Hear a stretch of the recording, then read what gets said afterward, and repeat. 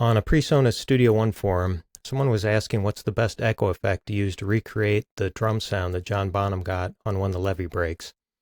I was thinking that it would be more of a reverb sound to put in there, but on going back and listening to the original, I realized that there's reverb and there's also an echo, which I guess is coming off the ceiling at the top of the stairwell. Anyway, I thought it would be fun to try to recreate that sound in Studio One. We'll begin here with Easy Drummer 2 and chose the Dirty Rock kit.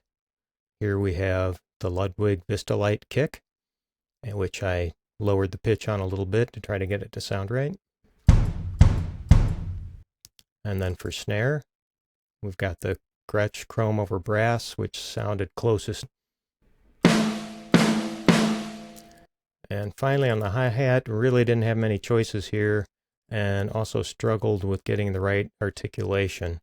I don't know if he's writing the hi-hat or what, but between the closed options and a little bit open, nothing sounded quite right, so I just went ahead and went with closed edge. Okay, let's look at Studio One. We've got the MIDI line loaded up here, broken out into a number of channels. All of these drum channels route over here to a drum bus. From the drum bus, I've got some signal going over here to a reverb channel and some signal going to the delay channel. On the reverb, using open air, tried a number of different presets, thought this Bright Hall sounded pretty close. I think I adjusted the length of the reverb a little bit and put a little more emphasis on early reflections.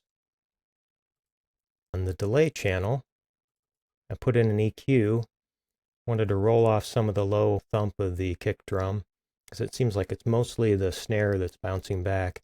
And then it seems like it's a slightly higher tone that comes back on the echo, so I emphasized here a little bit over 1 kilohertz, and then took a little off the top. And then going into the delay, set about 75 milliseconds, sounded about right, lowered the feedback to get 1 slapback sound, and then since I can adjust the amount of this effect from the send setting, just went ahead and put it at 100% wet. Finally, I thought originally to route this back to the original reverb, but the echo would have its own reverb characteristics. So again, just loaded up open air, stuck with the Bright Hall setting, lowered the length a little bit here, and then put more emphasis on the early reflections. Okay, let's hear what it sounds like. First of all, we'll play it dry.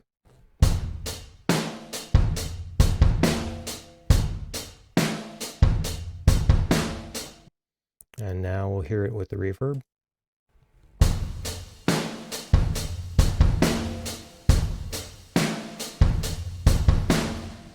And now with the reverb and the echo.